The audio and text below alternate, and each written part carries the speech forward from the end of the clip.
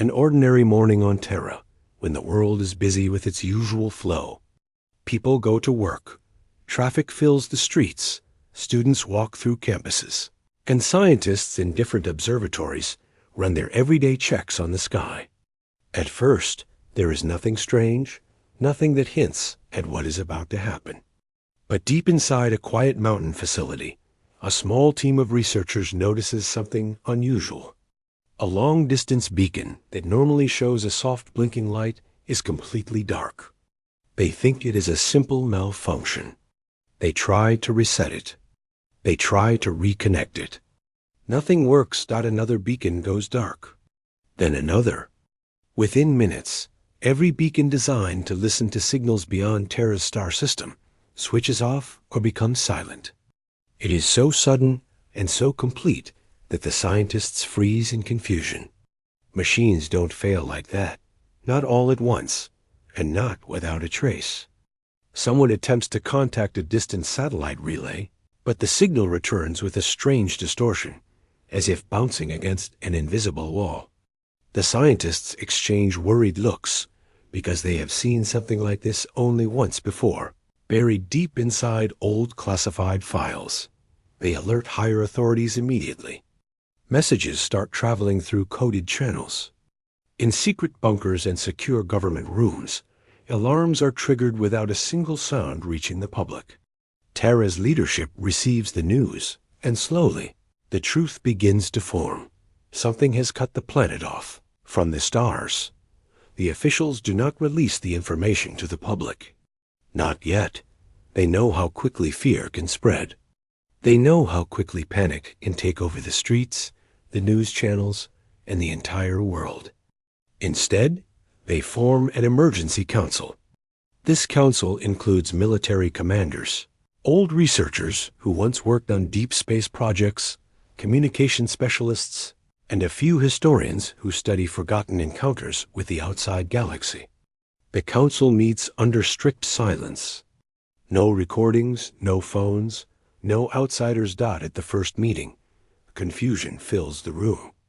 Some believe it is a technical issue. Some suspect a natural cosmic event. But the oldest member of the council shakes his head. He has seen the pattern before. Years ago, during a small, quiet crisis that never reached public knowledge, a similar block was attempted from far beyond Terra's borders. Back then, Terra was lucky. The attempt failed because the planet's technology was not advanced enough to be worth isolating. Now, it is different. Terra has grown stronger. Technology has evolved fast. The world has become a place where deep space research is no longer science fiction. And someone out there has taken notice. The scientists run detailed scans. They examine the frequencies, the distortions, the strange invisible barrier that is stopping every outgoing signal. They discover something shocking. Each blocked channel has the same signature. The pattern is too organized, too deliberate, too intelligent to be natural. It is not an accident. It is an engineered block, designed by someone who understands both Terra's communication systems and the wider universe's methods. That is the moment fear truly enters the room. The council studies old classified records that most people have never heard of. These records describe Terra's early contact with the wider galaxy decades ago. Leaders back then decided humanity was not ready to know. The truth was hidden, sealed away, and the world moved on as if nothing had ever happened. But the council now opens those dusty files again, reading accounts of first contact missions, alien visitors, and agreements that were never publicly revealed. In those documents, they find something important. During the early interactions, several alien civilizations felt uneasy about Terra, not because humanity was violent, but because humanity developed faster than expected, always finding ways to solve problems, always adapting, always improving. The fear was not about what Terra had done, but what Terra could become. This fear led to a treaty. In that treaty, Terra agreed to limit its interstellar growth for a certain period, giving the galaxy time to observe humanity from afar. But time changed everything. Terra advanced anyway, even without knowing about the treaty. The world created stronger machines, faster ships, new types of energy systems, and deeper understanding of space. What was once a harmless world had become something the galaxy feared again.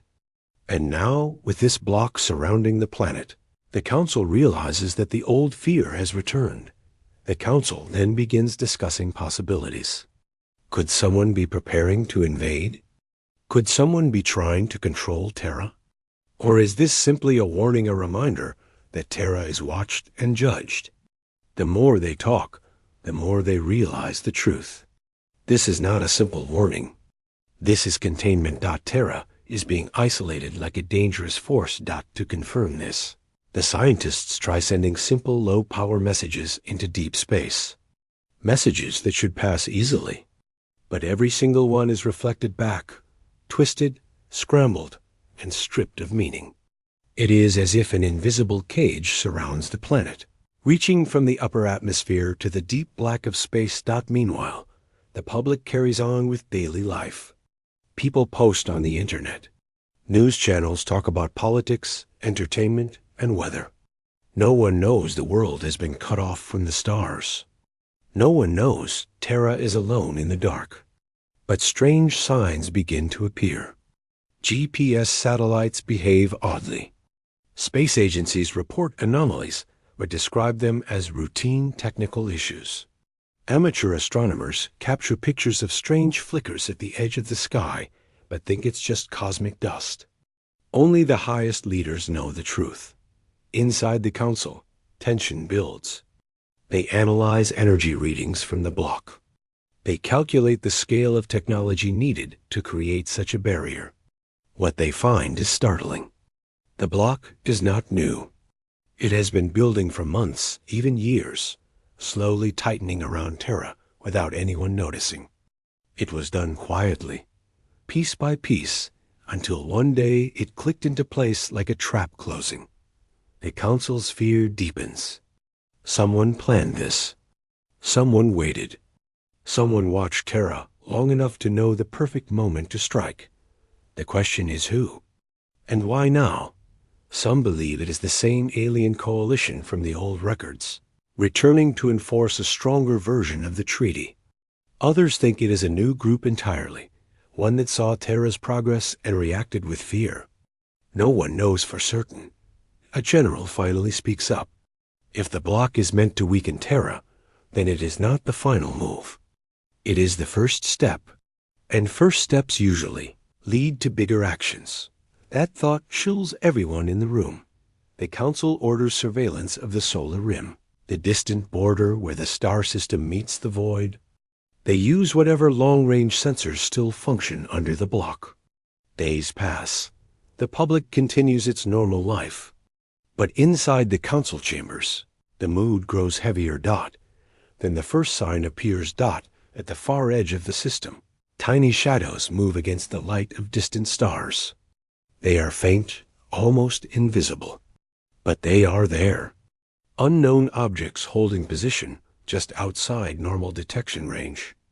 Not asteroids, not comets, not satellites. They are too organized for natural motion. Something is waiting. The Council members stare at the readings, their faces pale. They do not know the exact identity of the objects, but they know what they are not. They are not friendly. Friendly visitors would announce themselves. Friendly civilizations would communicate. Friendly ships would not hide in the shadows. The general's earlier warning now feels painfully real. Terra is not just being blocked.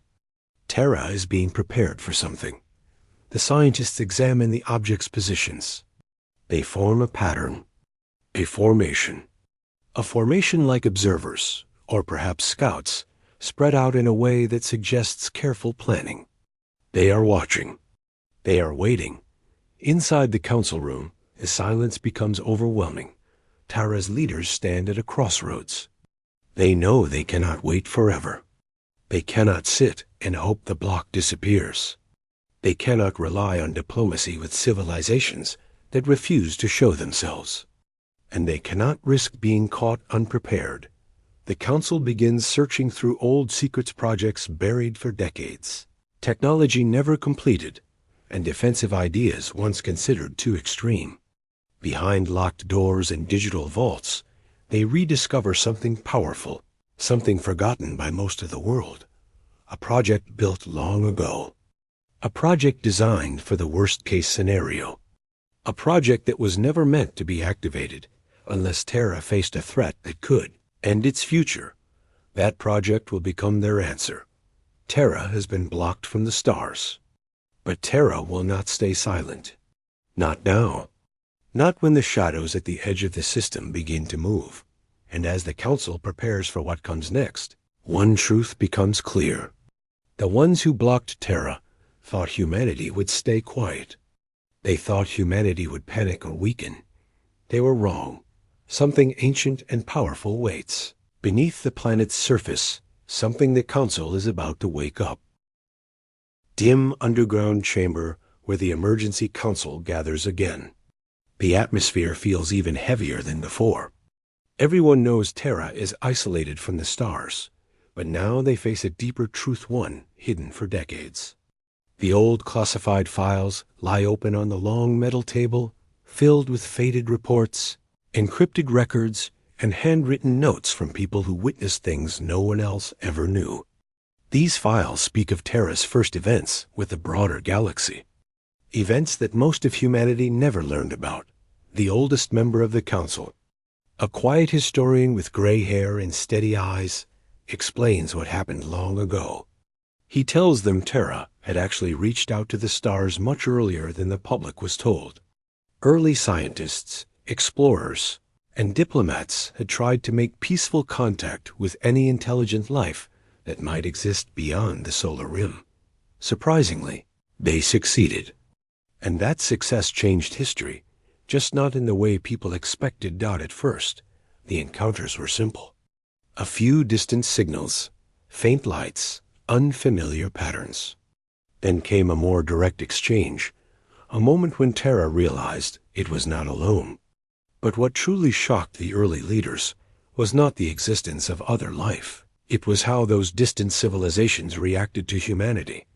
The historian reads from the old records. The aliens were impressed by Terra's speed. Every time they studied humanity, they found a species that learned fast, changed fast, adapted fast.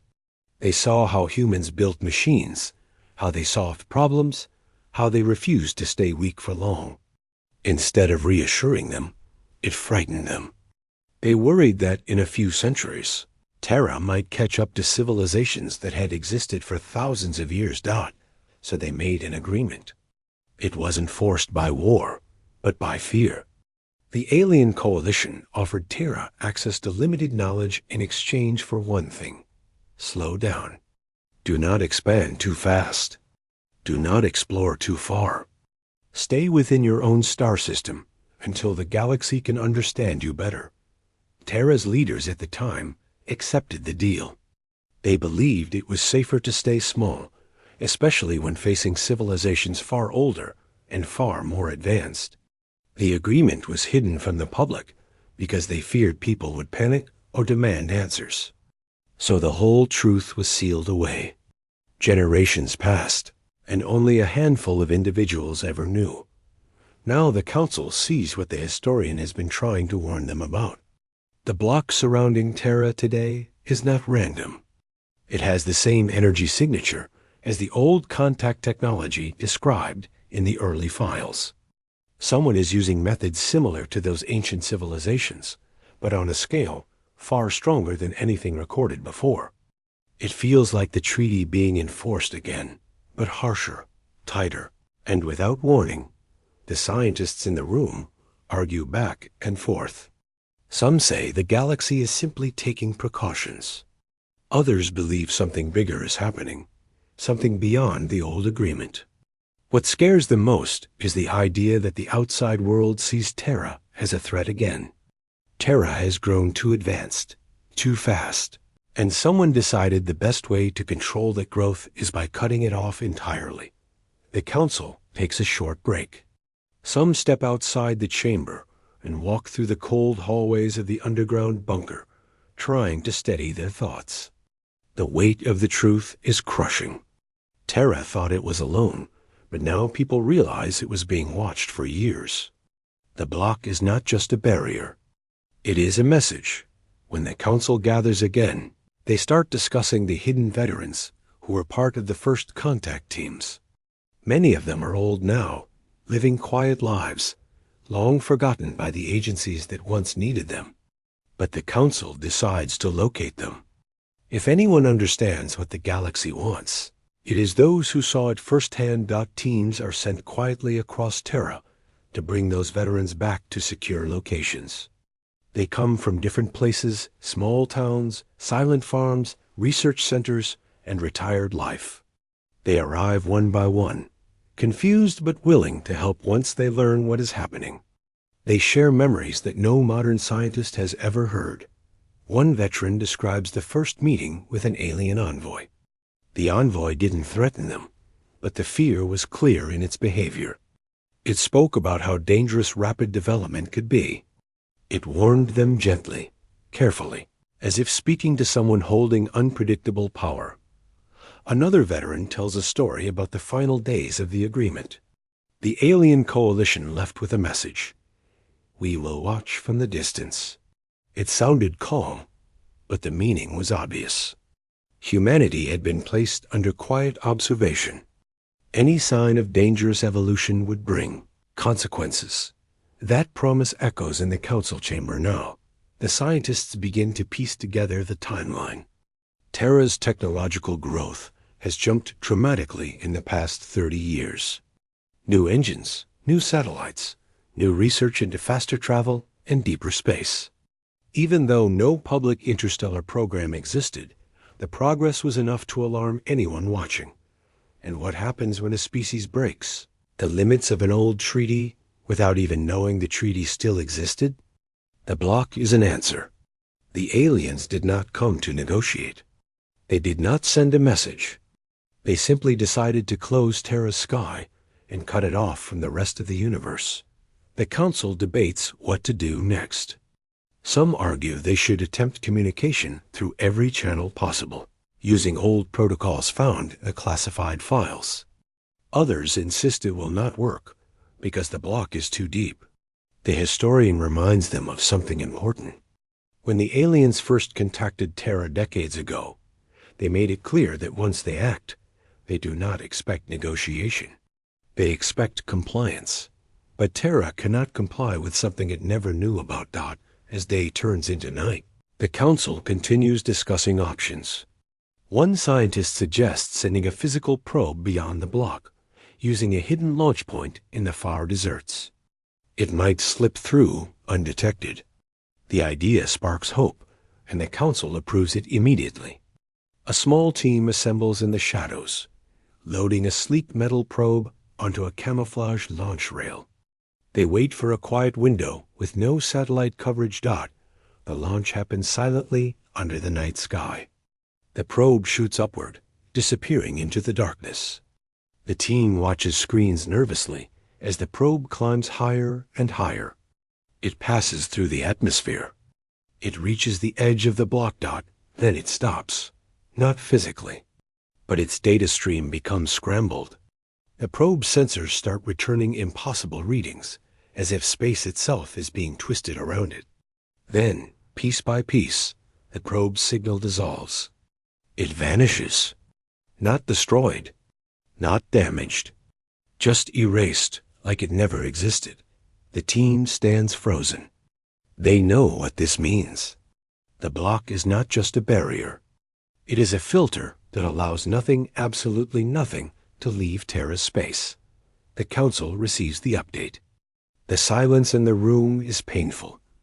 A military expert finally speaks, explaining that Terra is not only isolated, but defenseless in communication terms. The outside galaxy knows everything happening here, but Terra knows nothing about what happens outside. That imbalance is dangerous. Another expert brings forward the newest scans. Those faint shadows at the solar rim, the ones almost invisible, have moved. Only a little, but enough to confirm they are not natural objects. They are adjusting positions slowly, almost like they are preparing for something. Watching, measuring, waiting, the council members look at each other with growing dread. They begin to realize something even more alarming. The alien coalition that once made peaceful agreements is not the only possible player. The galaxy is big. Civilizations grow. Empires rise. Others fall. For all Terra knows, the group watching now might be different from the old ones. They could be more powerful, more organized, more determined to keep Terra contained. One council member asks a question no one wants to say out loud. What if they plan more than isolation? The historian answers in a calm but heavy voice. He tells them that in ancient records from other civilizations, isolation is almost always the first step. The second step is observation. The third step is assessment. And after that, the decision depends on whether the isolated species is seen as a future threat or a possible ally. Terra does not know which way the galaxy is leaning right now. The Council knows they cannot remain passive. They cannot pretend everything is normal. They cannot hope the block will disappear on its own. Terra must prepare for whatever comes next, whether negotiations, warnings, or something more serious. They need defensive strength. They need technological unity. They need global cooperation. And most importantly, they need to awaken forgotten knowledge buried deep under the planet. Hidden away when Terra agreed to remain silent.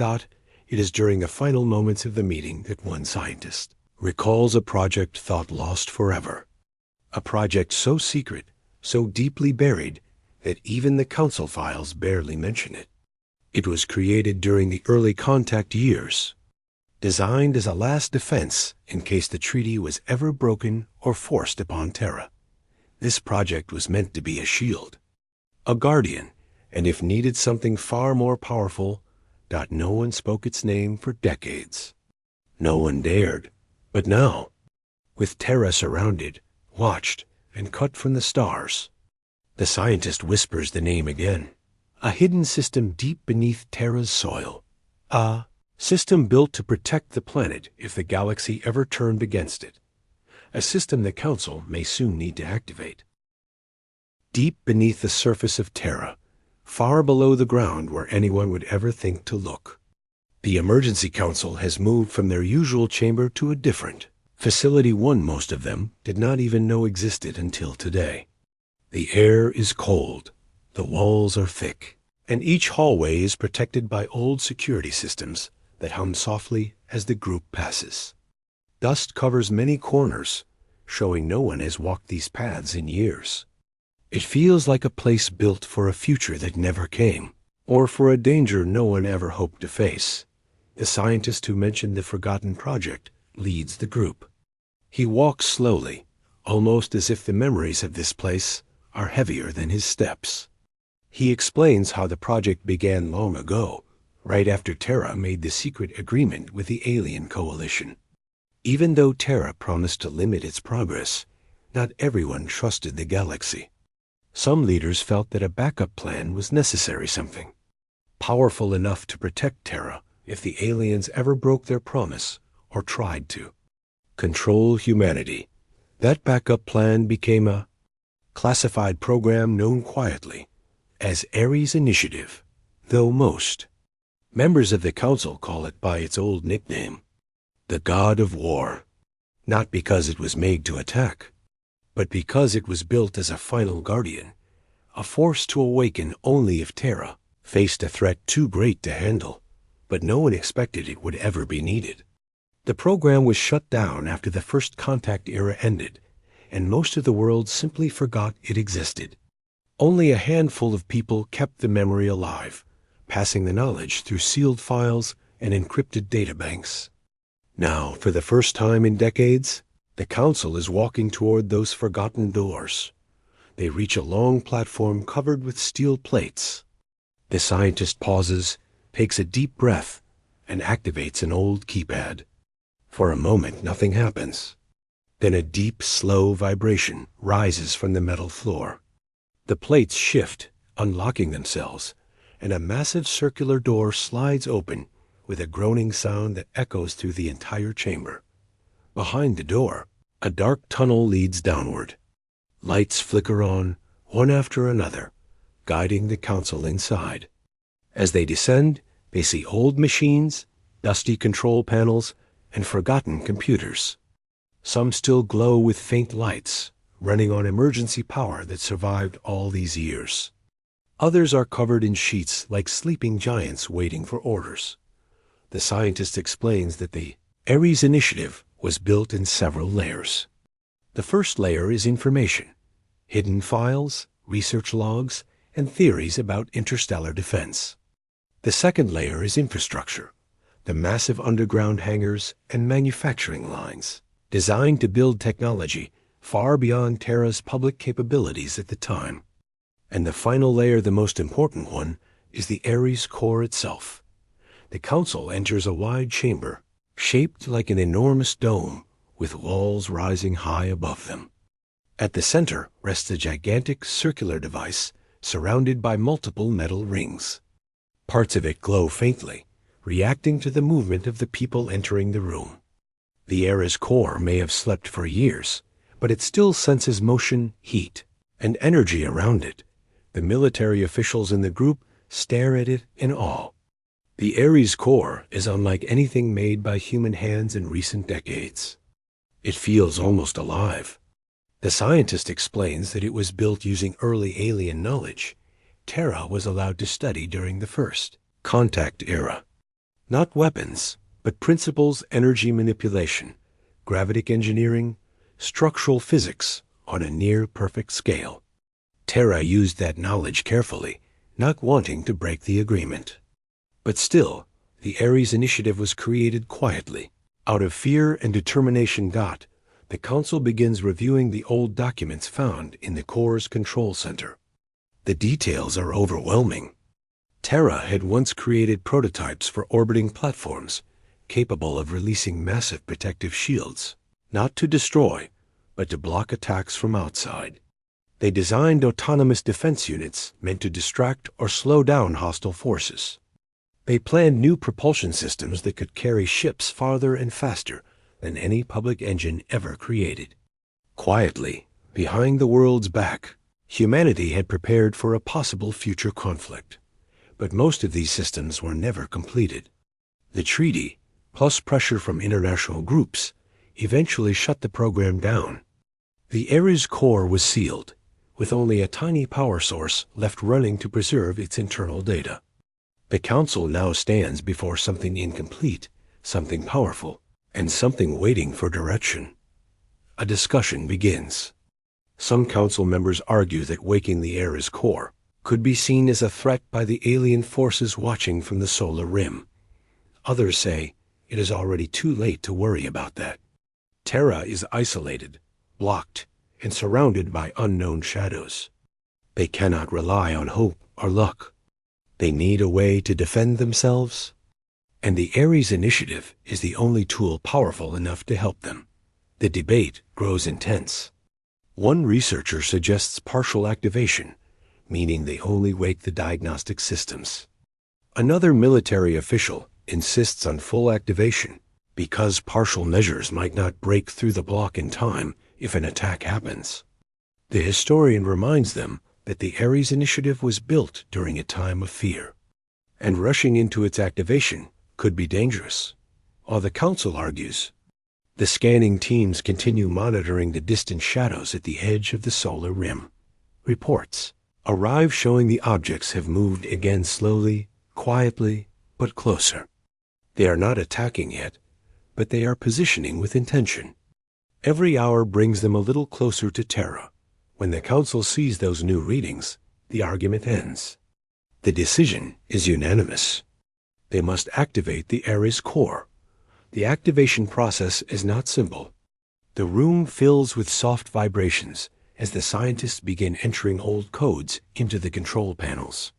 Machines that have slept for decades groan awake. Old screens flicker, showing faded text.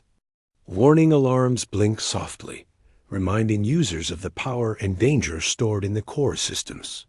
Thick cables begin glowing with deep blue light as energy flows into the massive rings surrounding the central device. Then the ground shakes. The Ares core opens slowly, like an ancient eye opening after centuries of darkness. A deep hum spreads through the air, steady and powerful. The rings begin rotating around the core, aligning themselves carefully. Streams of light travel through the machines, each line representing a system coming online. The energy inside the core feels so strong that some council members step back instinctively, sensing the raw power waking beneath their feet. The lights in the entire chamber brighten. A cold synthetic voice fills the room, not threatening, but commanding. System dormant. Protection mode engaged. Awaiting directives. The council stands in awe. The Ares core is awake. The scientist steps forward, speaking carefully, as if addressing a sleeping giant that could crush the room with a whisper. He tells the core that Terra is under threat. That communication with the galaxy has been blocked, and that unknown forces are waiting at the edge of the solar rim. The core listens silently, its rings adjusting in response to his words. Then the core speaks again. External suppression detected. Signal barrier incompatible with treaty. Defensive actions recommended. Those words hit the council like a shock. The Ares core recognizes the block. It understands the technology behind it. And it knows it breaks the terms of the old agreement the aliens made with Terra. That means someone violated the treaty. First someone outside. Not Terra. For the first time, Terra is not reacting out of fear. It is reacting out of rightful defense. The core begins analyzing the entire solar rim, using old sensors and hidden satellites that Terra did not know were still active. It provides a clearer picture of the unknown objects. They are multiple ships holding position, not moving in a friendly pattern, not sending out peaceful signals. They are waiting for a weakness. The core calls them observers, but the council senses something more. Observers are the first stage. If they decide Terra is dangerous, other ships will follow. The council members look at each other. Every person in the room knows what comes next. The Ares initiative was not designed to start a war. It was built to keep Terra alive if the galaxy ever tried to control it. And the galaxy has made its first move. The core requests authorization to unlock its full systems. It needs clearance from the highest governing level. Every council member places a hand on the authorization panel. One by one, the lights turn green. When the final person presses their hand onto the scanner, the entire system responds instantly. Ares initiative fully authorized. The rings around the core begin spinning faster. Light floods the chamber. Old machine lines rumble to life deep underground. Fabricators warm up. Power stations connect.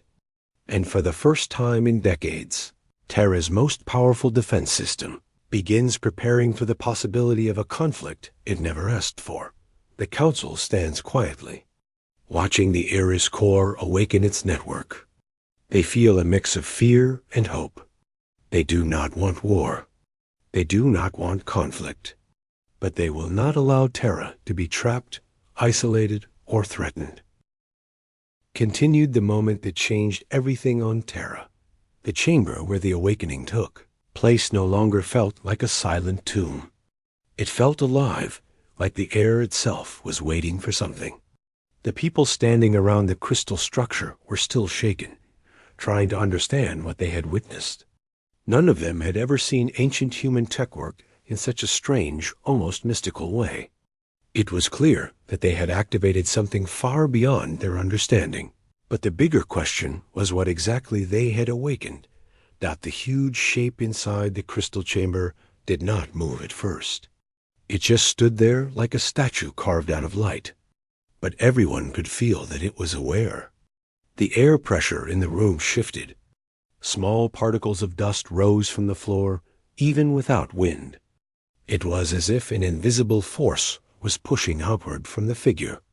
Some of the team stepped back, not because they were afraid, but because they could sense that whatever this being was, it demanded space. Not by words, but by presence. The being finally turned its head.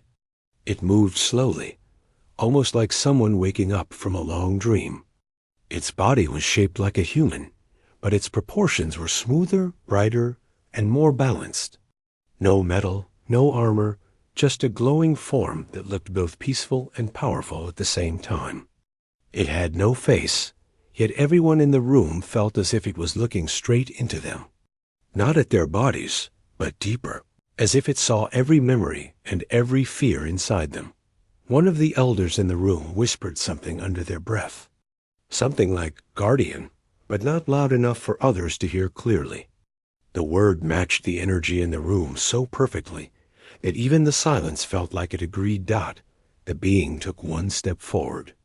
The crystal floor lit up under its foot like molten gold. Some people gasped softly. One younger technician looked ready to run, but the being lifted its hand, not in a warning, but in a calm gesture. The pressure in the room softened. The fear drained.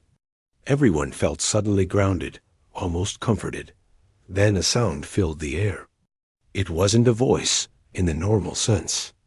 No one could tell if it was heard by their ears or directly inside their minds. It was clear, slow, and strangely warm. The being wasn't speaking in any human or alien language. It was speaking in meaning. The message arrived inside every person differently, but all of them understood the same sentence. You called the god of war. The room froze. No one had expected that phrase. They had known the legend. They had read the ancient records, but hearing it directly shook them from inside. The words didn't feel proud or angry. They felt honest and heavy, like someone stating a truth they carried for ages. The being continued, still in that soft, flowing tone of meaning. You called not because you desired battle. You called because you were trapped. You were blocked. You were pushed down. And so you reached for what your ancestors left. Everyone listened without moving. Even breathing felt too loud. The being walked past them slowly, examining the chamber walls, the control panels, the ancient scripts carved into the edges of the room. It touched one of the symbols with its glowing hand. The symbol pulsed. The machines reacted. Data screens flickered. Holograms appeared in the air, displaying star maps, timelines, and the signatures of the alien coalition that had blocked. Terra. The being paused in front of one hologram, showing the blockade around Earth's solar system. It raised a hand, and the display zoomed in, showing every ship, every drone, and every forbidden boundary. The blockade had been in place for years. It had cut Terra off from all interstellar travel, communication, and trade. When the blockade started, Terra had no idea why. They only knew the galaxy had chosen to isolate them. In the reflection of the hologram, the being's form brightened. Its tone changed slightly, becoming sharper and more defined. This is a threat, it said through the same mind-like voice. Not of survival, but of dignity. They want Terra silent. They want Terra small. That is why they block the sky. The team watched the being closely, trying to read its intentions. No one knew how it would react. Legends had always called this entity the god of war, but the ancient records also described it as a protector, not a destroyer. It was made not to conquer, but to defend, created by early humans in an age where threats came from all directions. The being turned to the humans again. Your world reached out to me with fear, it said. But what I see inside you is not fear. It is hope. A wave of warmth filled the room. People felt it like a quiet strength entering their bones. It wasn't magic or energy. It was something more subtle. It was the feeling that someone stronger than anything in the universe now stood beside them. A senior member of the council finally stepped forward and spoke aloud, their voice steady but nervous. "We didn't call you to start a war. We called because we need answers. Why did they block our world? Why did the galaxy turn away from us?" The being looked at them, and for a moment its glow softened. "They fear you," it said. "You evolved too quickly. You advanced too fast. And you did it without asking permission from the old powers. They fear a species that grows in silence. They fear a world that rises without depending on them." It paused. "They believe you will take what they hold." A murmur spread through the room. The idea that the galaxy feared Terra was strange. Terra had never wanted to dominate anything. In fact, Terra had always tried to cooperate. But the being's explanation made sense in a way that was painfully clear. Sometimes fear doesn't need a reason. Sometimes fear is enough by itself. The being touched the hologram again. The map zoomed out, showing the entire galactic network. It pointed to a glowing circle far beyond Terra's star. "There is a council," it said. "A group of worlds that control the flow of travel and communication. They see themselves as guardians. But they do not protect. They restrict." The humans exchanged glances. They had suspected something like this, but hearing it confirmed by an ancient guardian made it real in a way nothing else could. "So what do we do now?" Someone asked. The being didn't answer immediately. Instead, it walked toward the center of the chamber where the original activation platform was located. The crystal lights shifted around it. The floor rose slightly, forming a new configuration. The machines that hadn't worked in thousands of years now hummed with new life. "For now," the being said, "you will prepare. I will not bring destruction to others unless you choose that path. I was made to defend Terra, not to conquer." A heavy silence followed those words. They were comforting and serious at the same time. The humans understood that the being wouldn't move on its own. It would act only when Terra made a choice. And that choice was far more complex than it sounded. The being then looked upward, toward the ceiling that represented the sky. Its voice became quieter, almost gentle. "But know this," it said. "If harm comes to Terra, I will answer before you even call." A soft vibration rolled through the chamber floor like distant thunder. It wasn't dangerous. It felt like the pulse of the world itself. Minutes passed as the humans and the ancient being observed each other. Some began to calm down. Others were still overwhelmed. But no one felt the same as before. Something had changed permanently on Terra. The people no longer felt isolated. They no longer saw themselves as blocked or forgotten. They had awakened something that carried the strength of their ancestors. The being slowly reduced its glow, becoming more solid, more human-like in shape. It stepped closer to the group. When it spoke again, the tone felt almost friendly. "You are not alone anymore." That single statement hit everyone deeply. For years, Terra had felt like a silent island while the galaxy ignored them. But now, standing in front of them was the greatest protector their ancient history had ever created. The being moved toward the exit of the chamber. It didn't walk like a weapon. It walked like someone exploring a familiar home after returning from a long sleep. Each step made tiny lights appear on the floor. As if the ancient system recognized it, the humans followed behind, unsure of what would happen next, but certain that whatever came, Terra would face it with new strength.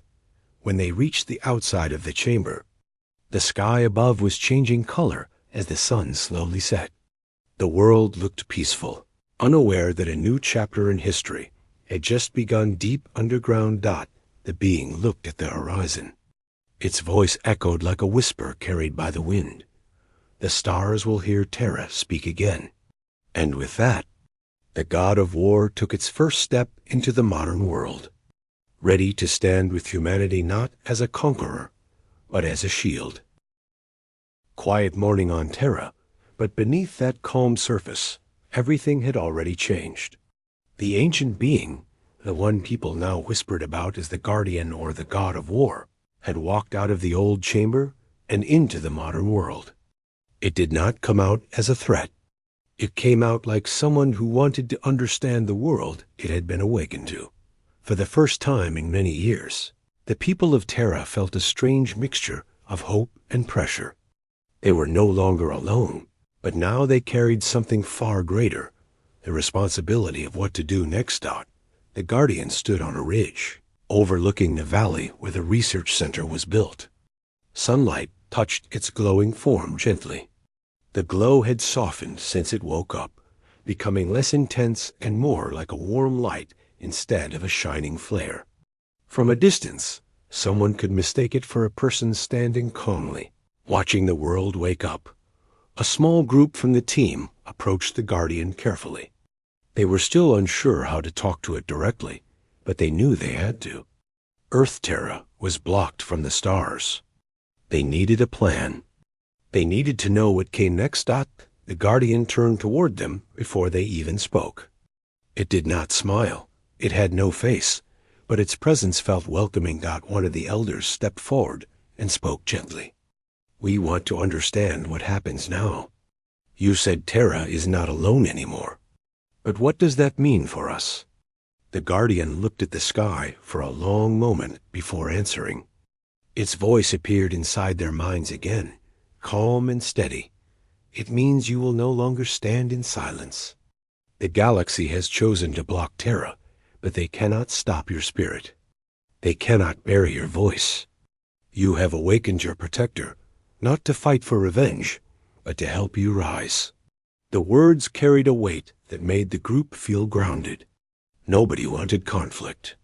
They simply wanted Terra to be treated fairly, to be allowed to grow like every other world. The elder spoke again. "But how will we face them? Their ships, their influence, their control. They see us as a problem, not a part of the galaxy." The Guardian tilted its head slightly, as if listening to something far away. "They fear what they do not understand," it said. "They expect Terra to respond with fear. They expect silence. But they forget something important." It paused. Humans do not stay silent when they are pushed down. Humans rise. Something about the way it said those words made every person around it feel a warm courage growing inside them. It wasn't aggressive courage. It was the kind that comes from knowing you are not powerless. Even if the world seems too big. The Guardian then turned back toward the valley, toward the research center, and the network of communication systems inside it. "You have technology," it said. "You have skill. You have determination. The blockade around Terra may be strong, but it is not unbreakable. You do not need to fight. You need to speak." The group exchanged looks. Speak? With the galaxy that had shut them out? As if reading their doubts, the Guardian continued. "You will contact them. Not with anger. Not with fear. With truth. You will tell them Terra has awakened its Guardian. And you will tell them Terra wants dialogue, not conflict." The idea felt bold. Maybe even impossible. But for the first time, it felt like they had something powerful enough to make the galaxy listen. The research team guided the Guardian into the main control building. People inside froze the moment they saw it. Some stared with wide eyes. Some stepped back. Others came forward, unable to hide their curiosity. The Guardian moved gently among them, never touching anything unless necessary, as if aware of how fragile these modern spaces were compared to its ancient chamber. When it entered the main communication hall, the screens flickered automatically. The systems responded to its presence, like they recognized it. The Guardian raised its hand, and the lights dimmed slightly. The air hummed softly. "I will open a path," it said. "You will choose the words." A beam of golden light extended from its hand into the central communication terminal. Sparks of ancient code danced across the screens. Systems that had been useless due to the blockade suddenly reconnected. A faint signal pulsed, reaching beyond the solar system. Even though the physical blockade still stood, the Guardian's presence pierced through the restrictions. Like a quiet voice slipping between closed doors, the moment felt unreal. One technician whispered, "We are sending a signal." Outside the blockade. For a full minute, everyone watched the screens flash as the connection stabilized. No one dared to speak. Then the Guardian nodded. "They will hear you." The elder stepped forward again, and the room fell silent as they began to speak into the open channel. They spoke about Terra, about the years of silence forced on them, about the desire not for conflict, but for fairness. The message was clear, calm, and strong. The Guardian stood behind the elder the entire time, glowing softly, giving silent support. When the message ended, the connection remained open. Then, unexpectedly, someone answered. A voice crackled through the speakers, not angry, not shouting, but surprised, curious, confused. The alien official on the other side spoke with caution. "Terra, you are not supposed to transmit beyond your boundary. How are you doing this?" The elder glanced at the Guardian. The Guardian said nothing, but its glow brightened slightly. The elder lifted their chin and replied with a steady voice, "We are not alone anymore. Terra has awakened something old, something ours, and we will not be isolated." Silence followed. A long, deep silence. Then the alien voice said softly, almost nervously, "We heard stories, but we did not believe them." The Guardian finally spoke, its voice echoing gently through both the room and the communication channel. "You blocked Terra out of fear," it said. "But fear should not guide your actions.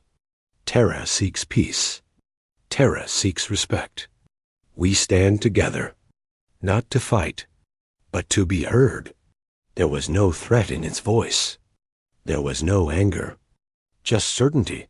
The alien voice trembled slightly as it responded. We must speak to the council." The connection closed. The room erupted in whispers, gasps, and sighs of disbelief. Some people were smiling. Some were shaking. Others simply stood still, stunned by what had just happened. The Guardian observed them quietly. "They will return," it said. "The galaxy will not ignore Terra anymore." The team gathered around the Guardian. For the first time in years, they felt like the world had just taken a breath after holding it far too long. Terra had spoken. Not through weapons, not through force, through truth. In the following hours, word spread through Terra like wildfire. People felt a mix of excitement and uncertainty, but above everything, they felt hope. They had regained their voice. Their protector had returned. As night settled across the planet, the Guardian walked alone through a quiet field. Fireflies drifted around it, unaware they were dancing beside an ancient being. The Guardian looked up at the stars, the same stars that had been hidden from Terra for so long. "You will shine again," it murmured. The next morning, a new signal arrived from the galaxy. Not from one world, but from many. The blockade leaders wanted a meeting. They wanted answers. They wanted to understand what Terra had awakened. The Guardian stood beside Terra's representatives as they read the message. Its glow softened, almost like a calm smile. "This is only the beginning," it said. "But you will face it with strength." For the first time in generations, Terra was no longer just a world blocked by fear. It was a world rising again. A world watched by the stars. A world protected not by weapons, but by unity and an ancient guardian who believed in them. The people of Terra stepped forward with steady hearts, ready to speak to a galaxy that could no longer ignore them. Terra was silent no more.